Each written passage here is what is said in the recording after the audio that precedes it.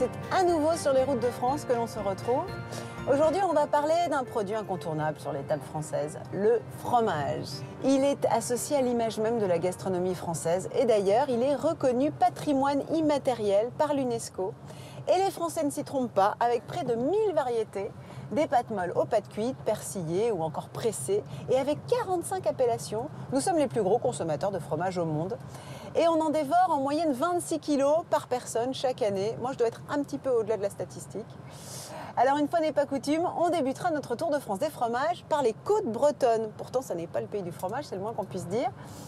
Et on va rencontrer Stenmark, un fromager affineur pas comme les autres, qui a décidé d'élever des fromages sous la mer. On pense à essayer d'avoir des goûts iodés ou des goûts de mer en fait. Côté recette, on cuisinera les fameuses gougères au fromage dans le Morvan avant de descendre sous le soleil de la Drôme provençale pour un gratin de lasan au picodon, fromage de chèvre. Puis, difficile d'y échapper, c'est en Auvergne que je vais vous emmener pour découvrir un dessert très typique du Sancy, la brioche à la tome fraîche. Faut pas avoir peur d'y mettre les mains. Ah non, non, là, il faut mettre les mains à la pâte. C'est le cas de le dire.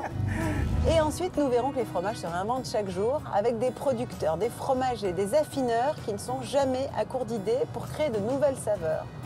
Et enfin, on fera le tour des plus belles caves d'affinage de France. La chance du Fort des Rousses, c'est d'avoir des kilomètres de salles voûtées en pierre. Et pour terminer, on va rencontrer un chef cuisinier qui met le fromage dans tous ses états. Il s'appelle Jean-Charles Carman et il nous surprendra avec une recette au brie de melun, mais plus sucrée que salée.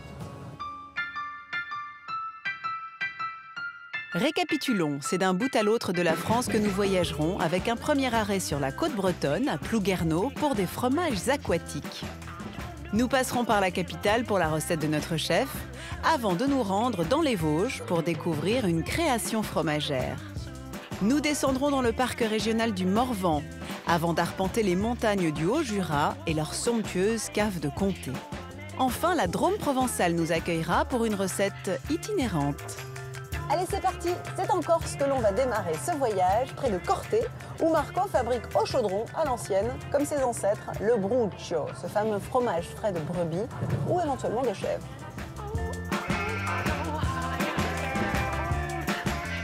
Je me rends au sud de Corté, sur la route d'Aléria, où Marco, berger charcutier de métier, est déjà à l'œuvre. Salut Marco! Dis donc, t'es pas ennuyé par les voisins là, hein? Pour le moment. Tu as mis la fabrication du brooch en pratique? Alors, le brooch en Corse, c'est du petit lait issu du lait qui a été caillé au préalable.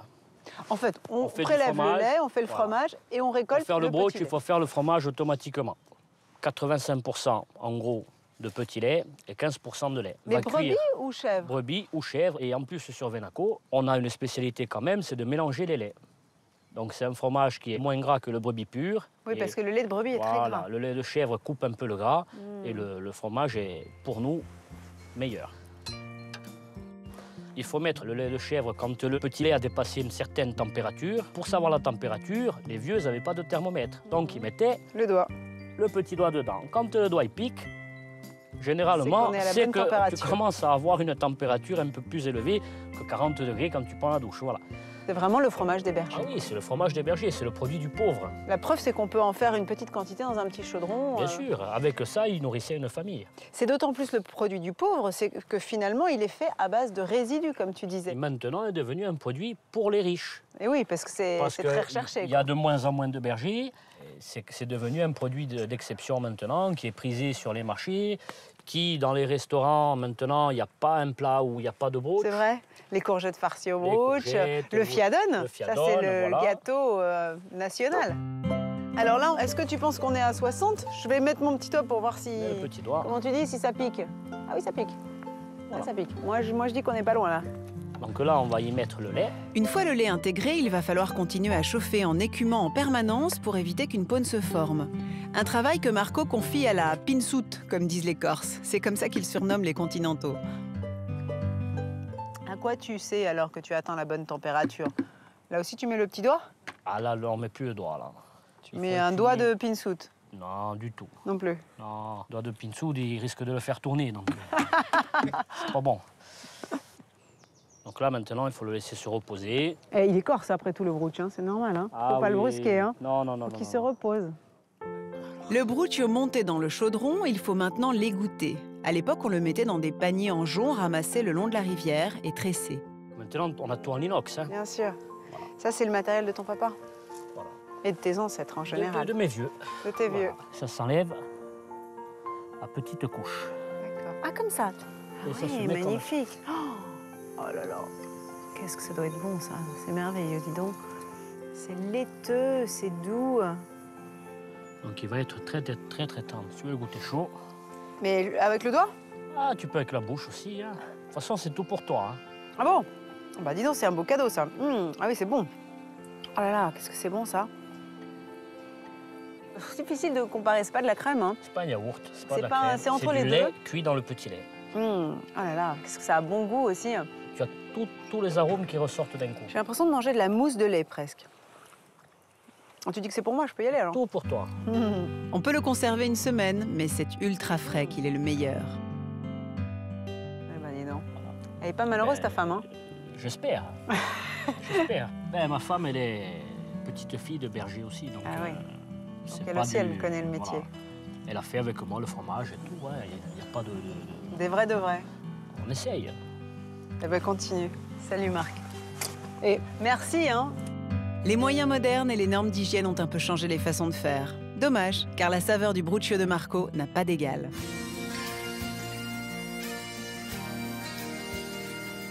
Et nous partons maintenant à l'autre extrémité de la France, à la pointe du Finistère, pour rencontrer un drôle de fromager affineur, Stenmark.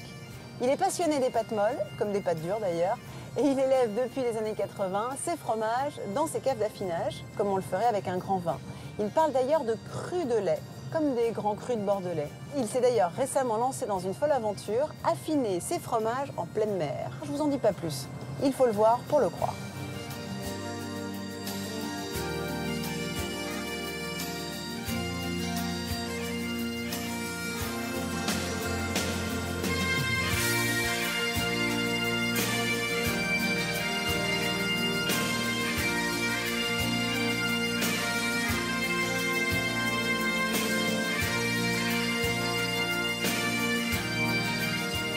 Six fois par semaine, Stenmark, fromager affineur qui connaît le métier depuis ses 9 ans, promène son camion sur les routes du Finistère et s'installe sur les marchés, un endroit qu'il affectionne.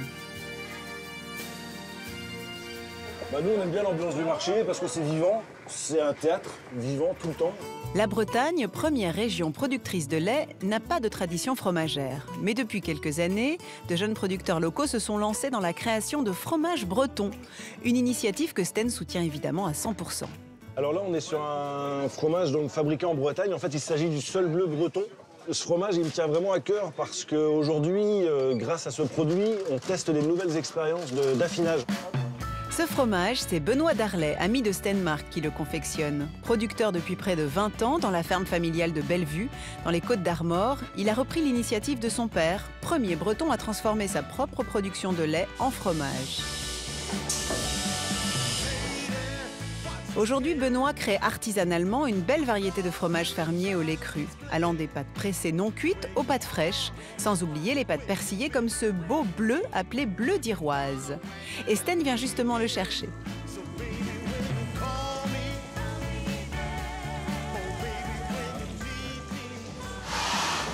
Tiens, bah, tu tombes bien. Salut Benoît. Ça va? Ça va bien toi? Ouais, ça roule nickel. Bon, ça bosse. Là, c'est des C'est bleus. bleu, ouais. Tu vas voir un petit peu. Ouais, il n'est pas beaucoup plus vieux que celui-là. Hein. Ouais, moi, c'est bien. Même avec si peu d'affinage, je suis assez impressionné. Alors Benoît fait un premier travail d'affinage dans ses caves. Et après, moi, aujourd'hui, je travaille sur des tests d'affinage en mer. C'est-à-dire qu'on utilise un produit qui est le bleu d'émeraude, qu'on va immerger à 7 mètres de profondeur pendant 4 à 6 semaines. Vous avez bien entendu, Sten a décidé de mettre ses fromages 20 000 lieues sous les mers. Un pari fou tenté il y a près d'1 an avec Benoît Darlet et son ami Sylvain Huchette, éleveur d'ormeaux. Une idée qui leur est venue quand des vignerons ont plongé leurs bouteilles de vin en pleine mer pour les vieillir.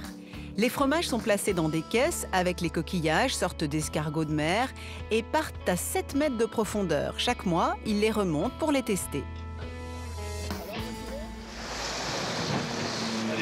heures qui arrivent. Donc voilà, voilà les fameux bleus d'Iroise. Donc format de 500 grammes en fait, qu'on a mis sous cire. Cette cire d'abeille naturelle sert de coque. Légèrement poreuse, elle permet au fromage de garder un bon taux d'humidité tout en le protégeant de l'eau de mer. Je dirais qu'il manque un peu de crémeux. Il n'est pas encore assez affiné, Il n'est pas encore assez affiné, mais au niveau du goût, il n'y a pas de défaut. C'est agréable. Les premières immersions, en fait, on a joué avec plein de fromages, que ce soit des chèvres, des petites pâtes molles à coups de laver. Et les premiers résultats n'étaient pas très probants parce qu'on a vraiment eu des fromages qui avaient acidifié dans la cire. Et une fois qu'on a ouvert le bleu, là, on a quand même une grosse surprise. Parce qu'on avait justement déjà au nez des arômes de foie gras, c'était assez étonnant. Et au niveau de la texture, on avait quelque chose de très très beurré et très gras. Car contrairement à la majorité des fromages, les pâtes persillées comme ce bleu n'ont pas besoin d'oxygène pour s'affiner. Ils peuvent donc être enfermés. Mais tous les problèmes ne sont pas résolus pour autant. On est dans un élément naturel qui bouge et qui est vivant. On ne peut pas réaliser ces expériences toute l'année. Parce que la température de l'eau est un facteur important. Justement, on va être obligé de se caler sur des températures relativement fraîches. De manière générale, il faudrait qu'on soit autour de 10 degrés pour affiner, je pense, dans de bonnes conditions. La température qui évolue l'été jusqu'à 14 degrés, la pression qui varie selon les profondeurs des fonds marins, on est loin de la stabilité si recherchée dans les caves traditionnelles. Mais ces conditions hors normes laissent présager un produit au goût inédit. On pense à essayer d'avoir des goûts iodés ou des goûts de mer, malgré cette des échanges, il y a des échanges qui se passent entre la mer et le fromage. L'affinage est encore expérimental et les analyses bactériologiques en cours. Mais je m'empresserai d'aller moi aussi pêcher ce fromage dès qu'il sera affiné à point. Je rencontre tes yeux, plus bleu que le bleu de tes yeux. Je ne vois rien de mieux, même le bleu des yeux. Plus blond que tes cheveux dorés ne peut s'imaginer. Vraiment incroyable, hein. Faut quand même avoir l'idée d'aller affiner ces fromages en pleine mer. Bon, alors nous, on rentre dans les terres et on va aller du côté du Morvan, et plus précisément aux îles Ménéfrier, qui n'ont dit que le nom d'ailleurs, pour préparer une spécialité locale, les gougères. La ville de Tonnerre revendique la paternité des gougères, même si son nom n'est pas sans rappeler celui de goyère, qui est une sorte de pâte briochée au fromage d'origine flamande. On laisse le débat aux spécialistes.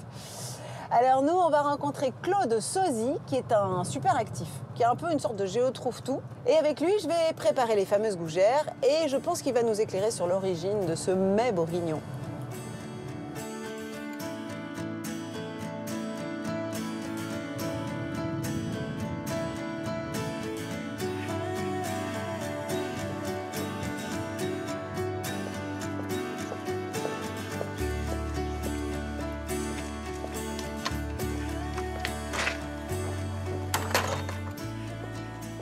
Entrez. J'entre. Ah, bonjour Julie. Claude. Ça a été les routes du Morvan? Ouais, c'est magnifique. Hein? J'adore cette région. En plus, avec le beau temps. Oh là là! C'est vraiment du Mais pittoresque. Jocelyne, qu'est-ce qui vous est arrivé? Eh bien, c'est la tenue des Morvandelles quand elles étaient de sortie ou qu'elles vont danser. Elles s'habillent comme ça, d'une jupe beaucoup plus C'est la tenue fantaisie. traditionnelle. C'est la tenue traditionnelle. Et des sabots, de évidemment. sortie. Et on met la culotte fendue. Ouh, ah oui, quand même. Voilà. Ah, mais ça fait oui, partie de la rien ne vous tenue. fait peur. Parti.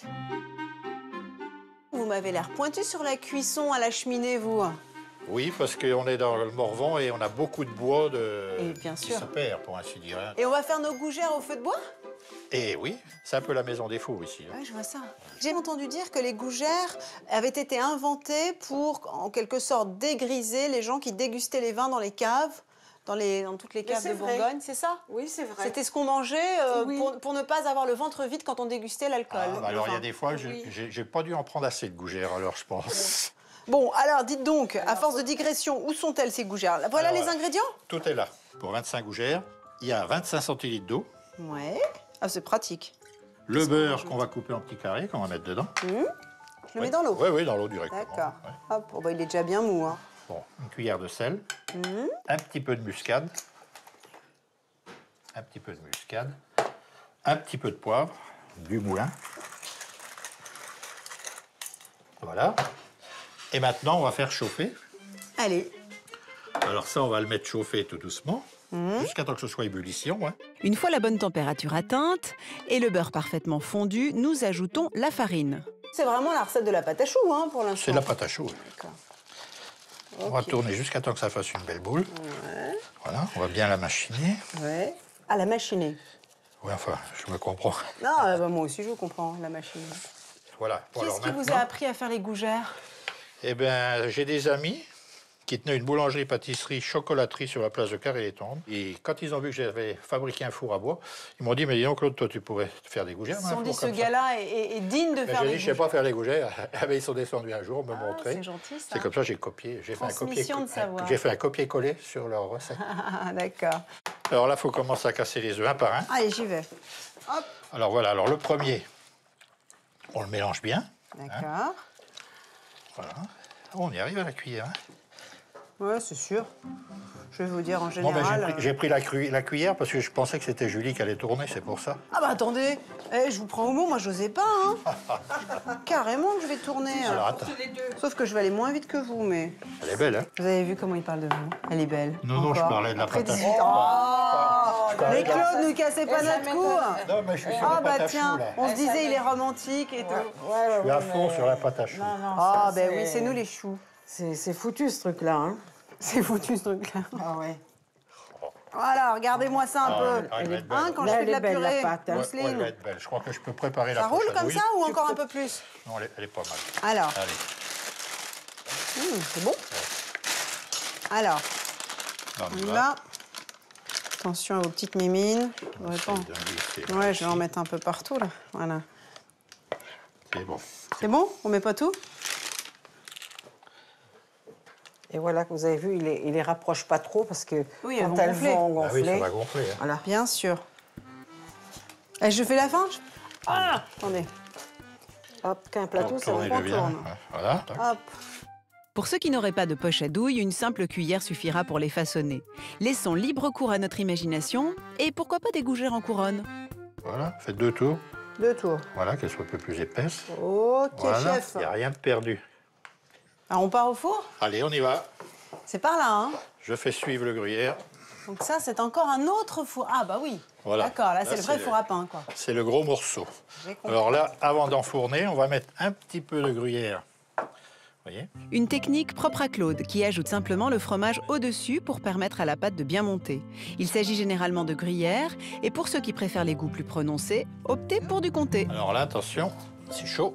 Et au four. Pour bien faire, il faut 30 minutes. C'est entre 180 et 200. Il ne faut pas ouvrir le four. Hein. Bien sûr. Ah oui, maintenant... C'est comme un soufflé. Oui. Mais par contre, je peux quand même surveiller ma cuisson. D'accord. Vous voyez, regardez. Ah oui, c'est malin, ça. Ah, on n'est jamais mieux servi que par soi-même, hein. Vous avez le Judas du four. On a un œilleton. Ça, c'est parti. Moi, je vais noter tout ça sur mon petit carnet. Ouais. Ah oui. Pas de problème. Pour réaliser une trentaine de gougères comme Claude, il vous faudra 25 centilitres d'eau, une cuillerée à café rase de sel, de la muscade et du poivre, 80 g de beurre, 150 g de farine, 4 ou 5 œufs selon leur poids et du gruyère râpé. Oh. Waouh! C'est nos gougères, ça? Elles sont sublimes, hein, non? Elles sont belles. Elles n'ont jamais été si belles. Hein. Je ne sais pas si c'est le fait que Julie a tourné la pâte ou quoi. aussi belles. C'est parmi tes meilleures? Ah oh, oui. Dis-le-moi. Super. Je ne sais pas si elles vont être bonnes, mais moi, à mon avis, il y en a une qui peut décider, qui peut trancher, c'est Jocelyne. Qu'est-ce que tu en penses? Prévoir, Julie. Oh, elles sont superbes. Non, sans blague. Ah non, non, non. C'est vrai? On les a réussi? Ah, là, ça, vous les avez bien réussi. Ah non, non, non. Chef. Alors ça, Julie, mes compliments. Compliments. Ah oui. On se fait des compliments à tous les deux. Non, mais tu sais, ça me fait plaisir. J'ai jamais cuisiné des gougères. Et ça, je m'en faisais une montagne. Mais alors, justement, ça se mange chaud? Ah oui, oui. C'est dommage chaud. Je sais que le lendemain, on peut les repasser au four. Hein. Alors, parole de Juju, j'ai jamais mangé des gougères aussi bonnes. Ah ben ça fait plaisir, ah, ça fait plaisir. Ah ben ça, elles sont bonnes. Hein. Incroyable. Mais c'est vrai que je pense que la différence vient aussi du fait qu'on les mange à la sortie du four. Ah, oui. Parce qu'évidemment, dans les restaurants, ils les réchauffent. C'est bien meilleur quand ça sort du four. Je dois quitter mes joyeux lurons qui font du folklore un art de vivre et célèbrent gaillardement leur patrimoine dont ils sont si fiers. Avec plus de 1000 variétés de fromages dans le paysage français, moi je me suis demandé s'il y avait encore de la place pour de nouvelles créations. Eh bien on peut se rassurer, la réponse est oui. Une poignée d'irréductibles producteurs, fromagers affineurs, n'hésite pas aujourd'hui à tester l'utilisation de lait particulier, de combiner les choses théoriquement incombinables ou d'expérimenter des modes d'affinage un peu nouveaux. Alors ils seront peut-être les pères de nouveaux fromages, et oui, pourquoi pas finalement. C'est pas parce qu'on en a 1000 qu'on peut pas en inventer de nouveaux. Allez, vous allez voir, les fromages en ont sous la croûte.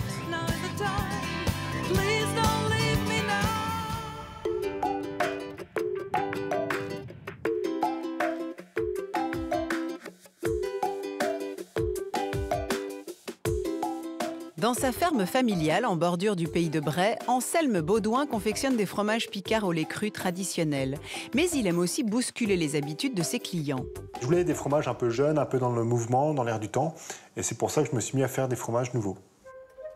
Son idée, ajouter des ingrédients insolites dans la préparation de ses fromages, comme des graines de camine, de la rose ou des coquelicots. Et son grand succès, c'est le fromage aux graines de lin, un produit plus connu pour ses vertus textiles, qui est également bon pour la digestion et très riche en oméga 3. De longs mois de recherche ont été nécessaires pour trouver comment transformer les graines. Après les avoir poêlées ou grillées, sans résultat satisfaisant, Anselme a une idée, les torréfier, une manipulation délicate.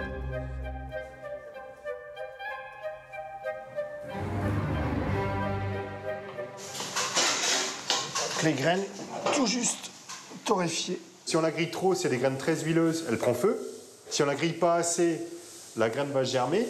Donc c'est vraiment quelque chose de précis. Anselme a préparé une pâte fraîche, du lait caillé et égoutté durant 48 heures, conservé dans des grands sacs pour obtenir une texture granuleuse. Il y incorpore ses graines de lin directement, en couches successives. Ici, tout se fait à la main, du brassage au moulage. Les fromages vont être affinés 10 jours. C'est un affinage assez rapide et on peut l'affiner jusqu'à 6 mois. Mais là, ils sont tout noirs, tout durs. Il y a une clientèle pour ça. Ça a pris 3 ans pour qu'il y ait un peu un déclic. Maintenant, j'ai des gens qui sont fans de ce fromage, qui font des kilomètres pour l'avoir. Une créativité récompensée pour Anselme, qui produit aujourd'hui 300 à 400 pièces par semaine. Il n'hésite plus à surprendre ses clients avec de nouvelles inventions fromagères.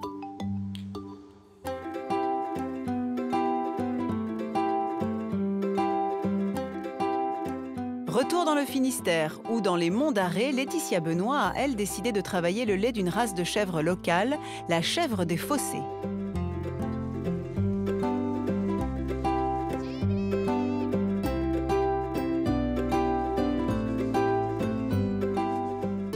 Pour l'instant, 3 éleveurs en France à retravailler avec cette race.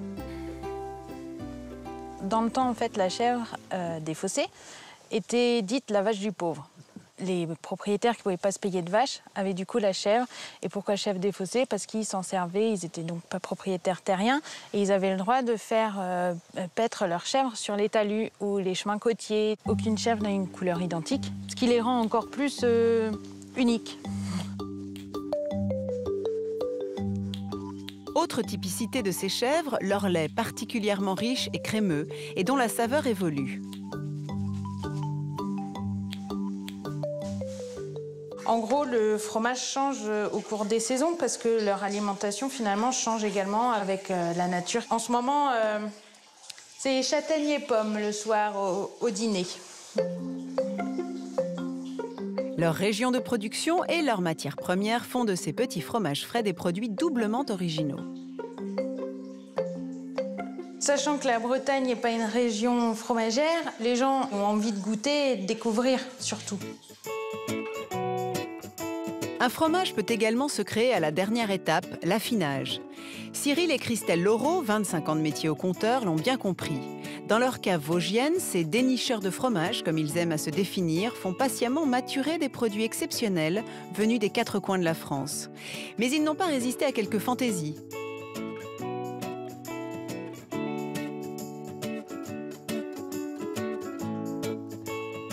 C'est une pâte pressée non cuite. C'est comme si c'était une fabrication de reblochon ou de tamier ou de morbier, un petit peu plus souple. Une pâte pressée qu'ils ont décidé de laver avec une bière au goût sucré et légèrement fumé. Le fromage a convaincu et le couple de meilleurs ouvriers de France doit en fabriquer aujourd'hui entre 1500 et 2000 par semaine. Cyril Laureau, amoureux du bon et beau produit, ne cache pas son plaisir devant son fromage parfaitement affiné. Regardez comme c'est gourmand. On voit bien là le côté légèrement bulé, légèrement aéré. Au couteau, je sens que la croûte est plus dure. Là, il va partir en crème. On voit bien, c'est brillant, c'est bien lisse. Au départ, c'était pour de la rigolade. Maintenant, c'est pour la gourmandise. Si le fromage est un produit ancestral, il suit l'air du temps, évolue et se renouvelle. Les fromages français ont encore un bel avenir devant eux.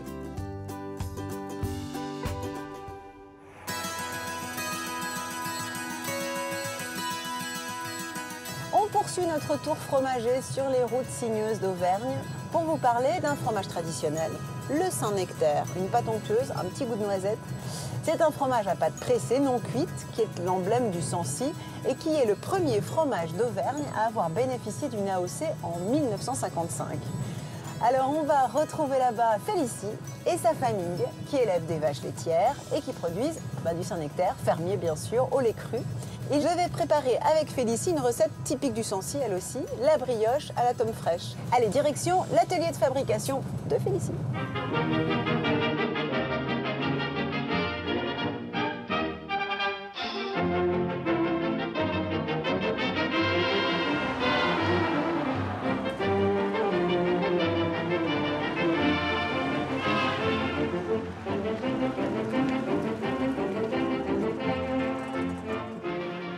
Bonjour monsieur. Bonjour madame. Je viens rendre visite à Félicie. Vous la connaissez? Oh oui, ça fait un demi-siècle que je la connais, c'est mon épouse. Non, sans blague. Ah, vous êtes Charles alors? Voilà. D'accord. Et Félicie est là-bas? Elle est là-bas, elle est là-bas. Je vais la voir. Elle est en train de sans doute de finir la fabrication de la traite du matin. D'accord. À tout à l'heure Charles. Ça fait envie.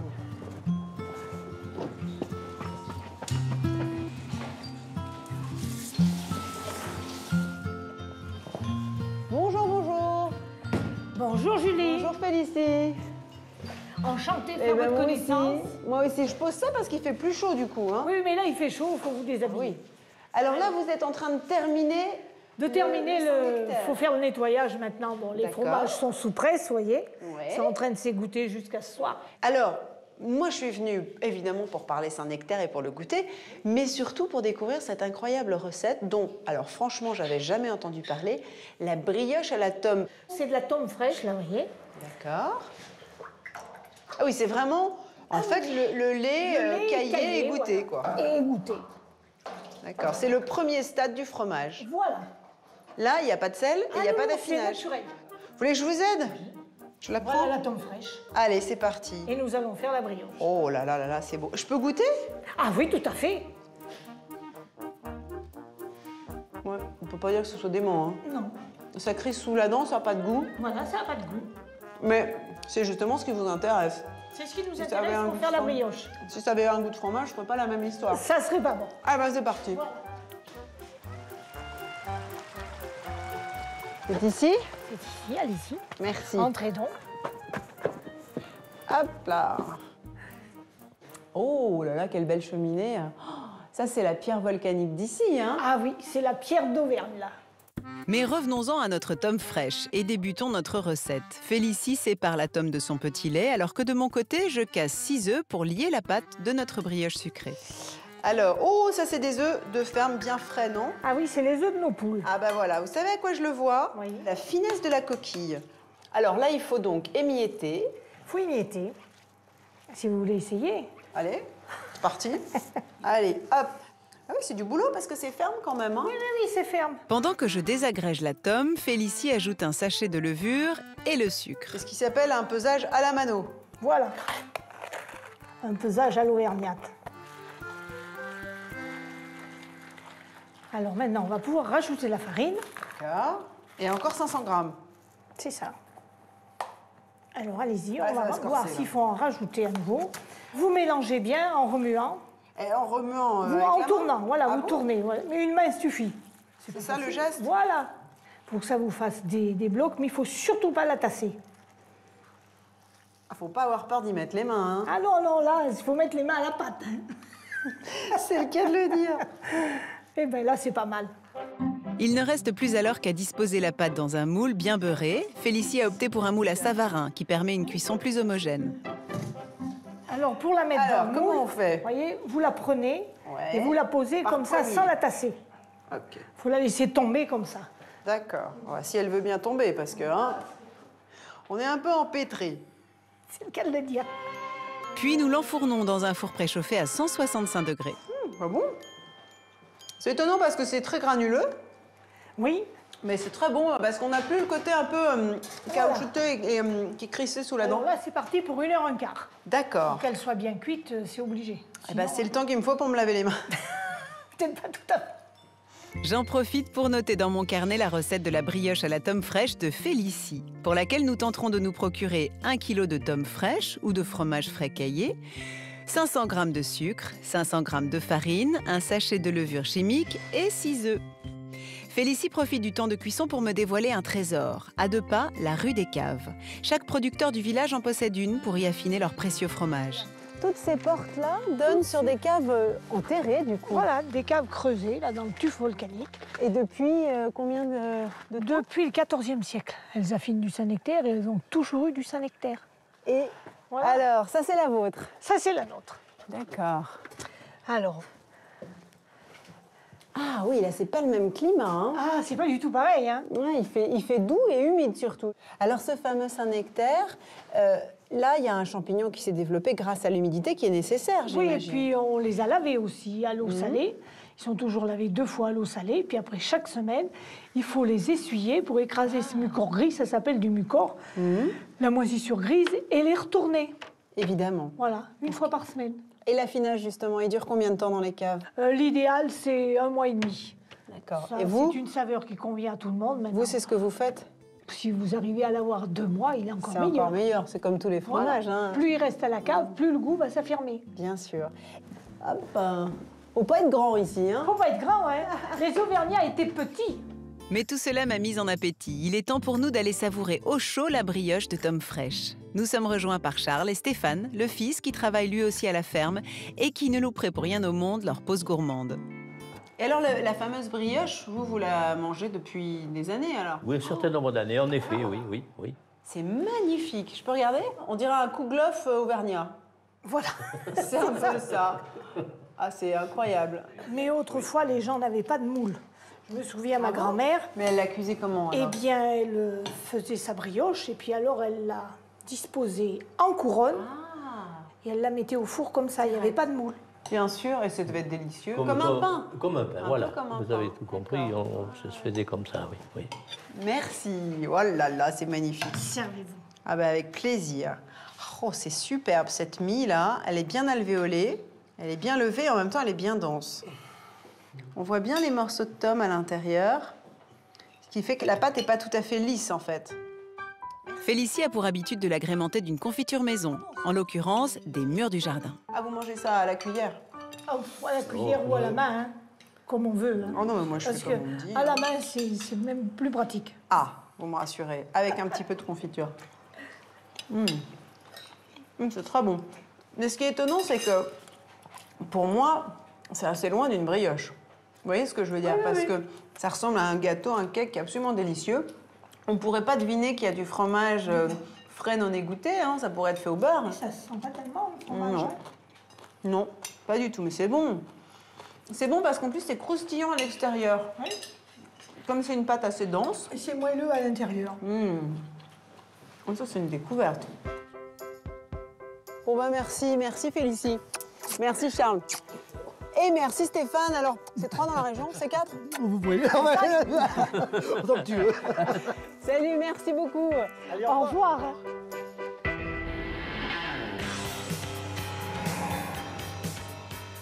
Direction le Cantal, où se cache l'une de nos premières caves. Et tout comme le Saint-Nectaire et ses caves historiques, plusieurs de nos grands fromages bénéficient de véritables résidences de luxe, on pourrait dire. Des caves d'affinage qui ont connu plusieurs vies, avant d'accueillir parfois pour des années d'ailleurs, le Comté, le Roquefort, le Cantal. Elles sont détournées de leur fonction première et elles ont en commun une hygrométrie parfaite et une température optimale pour un affinage exceptionnel. Allez Micheline, il y a quelques kilomètres à faire là.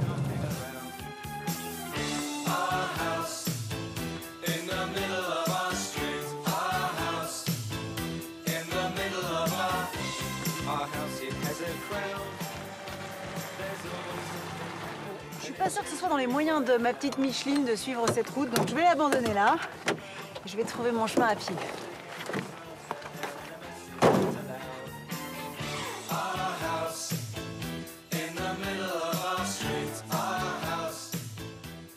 Je me suis offert une petite balade insolite et agréable. De toute façon, en Auvergne, dès qu'on sort des grandes routes, toutes les balades sont agréables. Et je suis à la recherche d'un tunnel. C'est un ancien tunnel de chemin de fer qui a été désaffecté, qui reliait autrefois Saint-Flour à Brioude. Ici, on se trouve à peu près à la Chapelle-Laurent. Et aujourd'hui, on y affine des fromages.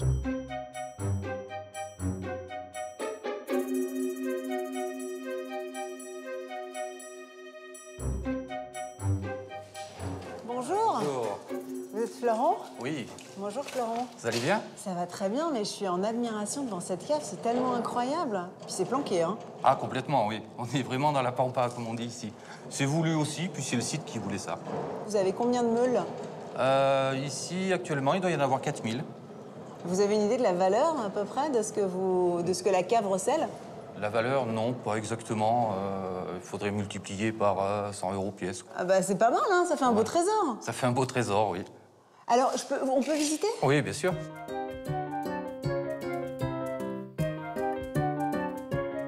Donc là, vous affinez 2 fromages, c'est ça, Cantal et Salaire? Cantal et Salaire uniquement. Honnêtement, quelle est la différence entre ces 2 fromages? Parce que moi, quand je les goûte et quand je les regarde, ils se ressemblent beaucoup quand même. La différence qui est majeure, c'est que le Cantal, c'est le lait de plusieurs troupeaux, donc de plusieurs producteurs. D'accord. C'est un lait de mélange fabriqué dans une laiterie. Le Salaire, c'est fabriqué sur l'exploitation, le lait d'un seul troupeau.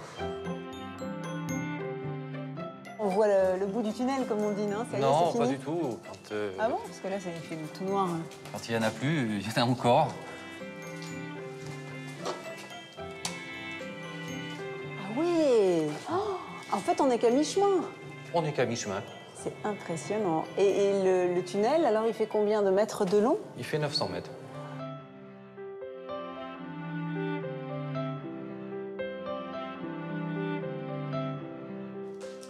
Oh, dites donc, ceux-là, alors, ils sont millésimés, ils ont vu du pays, hein? Ah, il doit avoir plus d'1 an, oui, effectivement. Oh là là!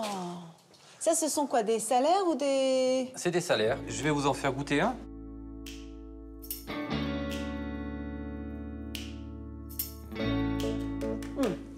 Il a du goût, hein? C'est corsé, hein? Voilà, ça envoie du bois. Oh là là, oui, vous avez raison, c'est le roquefort des pâtes pressées. Tout à fait. C'est très très bon.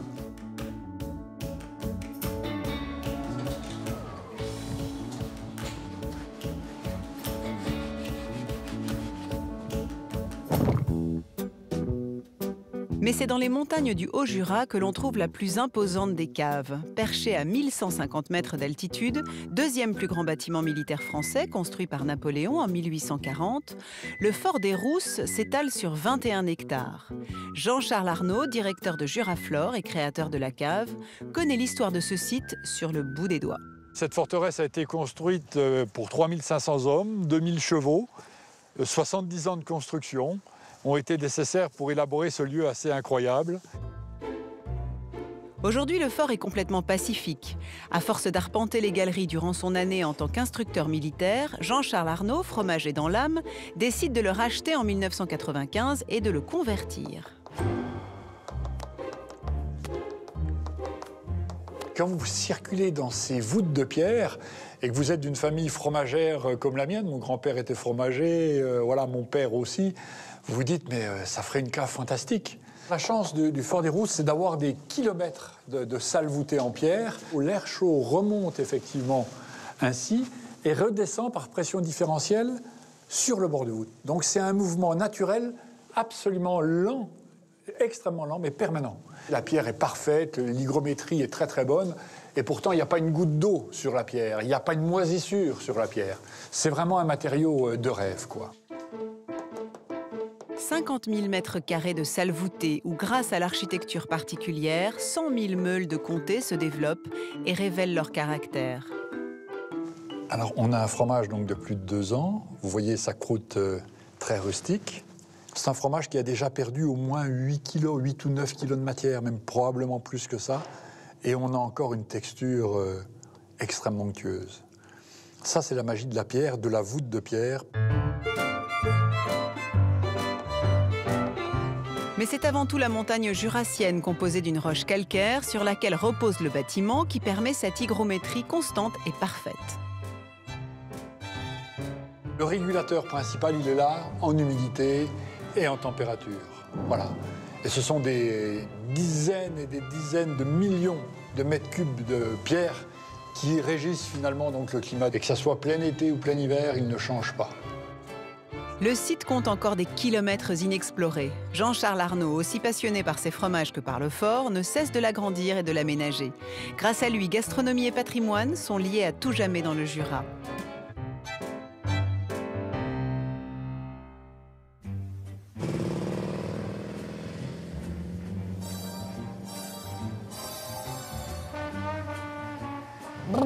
On remonte de ces magnifiques galeries souterraines, cela dit, pour nous réchauffer au soleil de la Drôme provençale.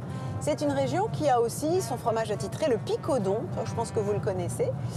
Il est fabriqué là-bas depuis le XIVe siècle et il doit son nom au mot occitan pichot, qui signifie petit, et dont l'orthographe varie selon les époques et les lieux, picadoun, picaïdon, etc. Et ce picodon, moi je vais le cuisiner en compagnie d'Isabelle. Elle va me faire découvrir son plat traditionnel, le gratin de Lazan. C'est une recette qui lui a été transmise par sa grand-mère. Et si la mamie utilisait du fromage de vache dans sa recette, eh bien en descendant vers la Drôme provençale, Isabelle, elle l'a rapidement troqué contre du fromage de chèvre, plus local. En cuisine aussi, il faut savoir évoluer et s'adapter.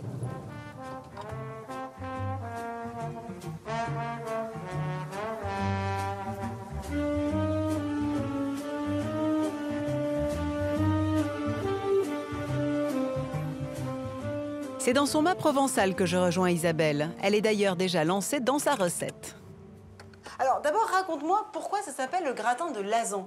Alors le Lazan, en fait, ça vient du nom des pâtes qu'on va mettre dans ce gratin. Ça s'appelle des lasagnettes. Mais en fait, pour la petite histoire, ma grand-mère, elle est du Royan. Elle faisait son gratin avec des tomes de vache, parce que là, oui, c'est avec de la vache. Mais elle s'est mariée avec mon grand-père. Ils ont déménagé quelques temps après, dans le sud de la Drôme. Mais là, donc ils sont passés de la vache à la chèvre, quoi. Voilà, exactement, tu as tout compris.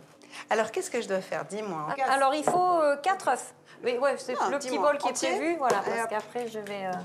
Tu vois, j'ai pris des tomes de chèvre fraîches. C'est pas encore du picodon, là. C'est-à-dire qu'en fait, il ne peut bénéficier de l'AOC picodon qu'à partir d'un certain nombre de jours. À partir de 14 jours d'affinage. Autour de la verdure, du persil en l'occurrence, d'être ciselé, avec un hachoir à main, à l'ancienne, quoi. Bon. Alors, chef, qu'est-ce que t'en penses? C'est assez fin ou il faut encore que je remette un coup de couteau? Non, c'est pas mal. C'est pas mal. On va le mettre dans le... C'est pas mal, cassé. Cassé. On fait fondre le persil? C'est exactement comme les ravioles, c'est amusant ça. Les lasagnettes sont mises à cuire dans une eau bouillante, coupée en deux. Parallèlement, nous ajoutons de bons morceaux de beurre à notre persil haché que nous chauffons et arrêtons au premier bouillon.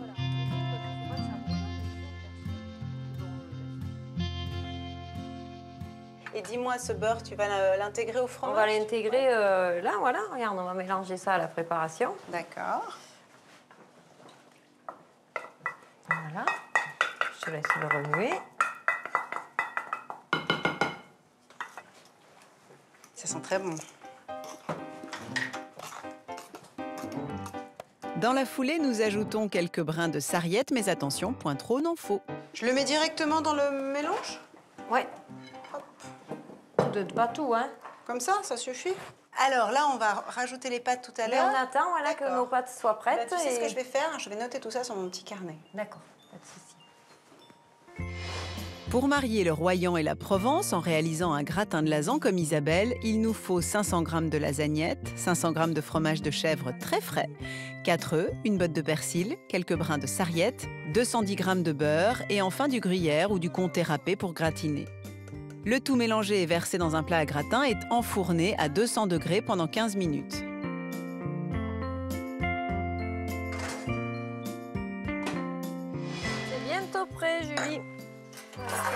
Eh ben, heureusement que je suis là pour m'occuper de tout, hein. Ouais. Je vais aller chercher le gratin. Tu veux que je t'aide? Non. Tu peux te servir un petit verre de rosé en attendant? Ah non, je veux pas abuser. Moi, je m'adapte. Éloge de la paresse. Ah, bon, là, il va peut-être falloir... C'est tout chaud. Ça y est, c'est chaud? Ouais. Ça a bien gratiné. Oh là là, c'est somptueux. Et ça, tout ça pour nous? Mon mari va venir manger avec nous. Et c'est un bon mangeur, donc ça va pas y faire peur. Alors, je te présente Christian, voilà. Bonjour. Bienvenue à la gare d'Adémar. Eh ben, merci. Allez, Julie. Allez, oh, avec Écoute, plaisir. oui. C'est drôlement bon. Ce qui est agréable, c'est qu'on a le contraste avec le croquant en surface, avec le fromage. C'est vraiment délicieux. Mais on a tous un gratin de pâte en mémoire. Bien sûr. Ça rappelle des souvenirs d'enfance. Bien sûr. À la tienne, bienvenue en Drôme provençal. Et à votre accueil. Et à la gare d'Adémar surtout. Et à notre rencontre et à ta grand-mère. Voilà, oui. Et à toutes les grand-mères. À toutes les grand-mères, oui.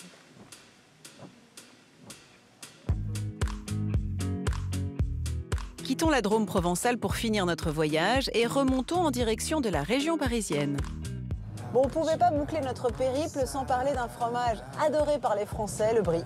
C'est un fromage au lait cru, de vache, à pâte molle, mais à croûte fleurie. Et il peut être de Meaux, de Melun. Et entre nous, c'est un peu la star des plateaux de fromage. On le surnomme d'ailleurs le prince des fromages ou le premier des desserts. Son bastion est à l'est de Paris, en Seine-et-Marne. Et il entre dans la grande famille des fromages d'appellation d'origine contrôlée en 1980. Mais le mieux placé pour nous en parler et pour le cuisiner, c'est Jean-Charles Carman. Il est à la fois chef cuisinier, conseiller, photographe culinaire, mais il est avant tout passionné et expert en fromage. Alors moi, je lui ai demandé de nous surprendre et il nous a mijoté une recette de brie de Melun, bien décalée, qui nous permet de savourer le fromage aussi bien pour le petit déjeuner qu'en dessert. Une tartine de brie dans le café, ça vous dit? Pourquoi pas?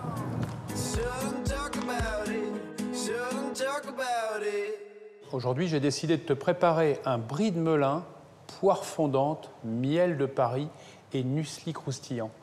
Donc, on va simplement éplucher les poires pour pouvoir les confire tout doucement dans le miel.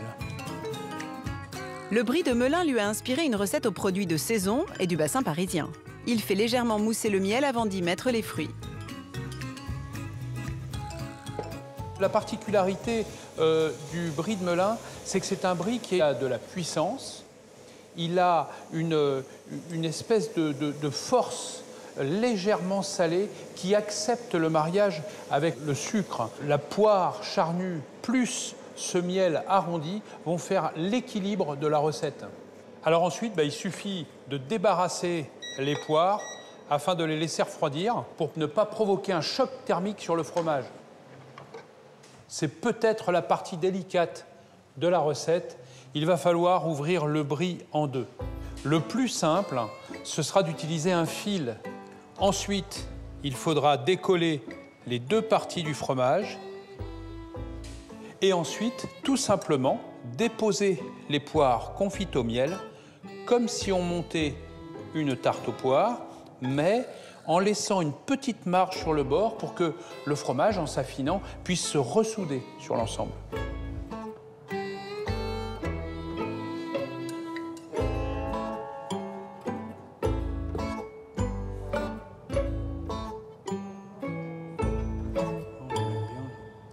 Je vais faire couler le jus des fruits que l'on a confiés au miel pour aromatiser l'ensemble. Et ensuite, on va le refermer afin de cacher le mystère que l'on a mis à l'intérieur. Il fait fondre un beau morceau de beurre qu'il badigeonne sur le brie. Ce beurre aura bien entendu pris le goût des sucres de cuisson des poires et du miel. Touche finale et originale, Jean-Charles recouvre le fromage avec du muesli.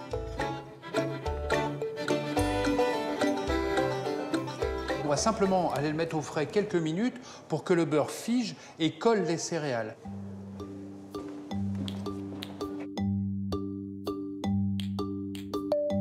Quelques minutes d'attente et Jean-Charles est prêt à le goûter car pour lui, il n'y a pas d'heure pour le déguster. Pourquoi pas au petit déjeuner le matin? On a le muesli, on a la poire fondante, on a le miel. C'est presque un petit déjeuner. Mais aussi, ça peut être un encas. Petit coup de mou en milieu de matinée, on a besoin de sucre. Alors on va aller chercher son miel dans son fromage. On peut s'amuser à faire des petites pièces cocktail avec l'apéritif. Je ne suis pas un partisan de la dégustation du vin rouge avec le fromage. Les tanins du vin ne marchent pas très bien avec le lactique du fromage. Je pense qu'un cidre peut fonctionner très très bien. Un poiret marcherait aussi pas mal. Merci Jean-Charles pour cette recette. Notre chef m'a confié que l'idéal est de laisser affiner ce fromage 2 ou 3 jours afin que les poires et le fromage se lient parfaitement. Et bien voilà, notre périple se termine, mais vous pouvez le poursuivre encore et encore dans d'autres régions, d'autres villages. Parce que c'est vrai que finalement, le fromage identifie les terroirs et se décline à l'infini, on l'a vu. Et sachez que le fromage, c'est bon pour la santé, quand il n'est pas mangé avec trop d'excès évidemment, et quand il est bien fait et bien choisi.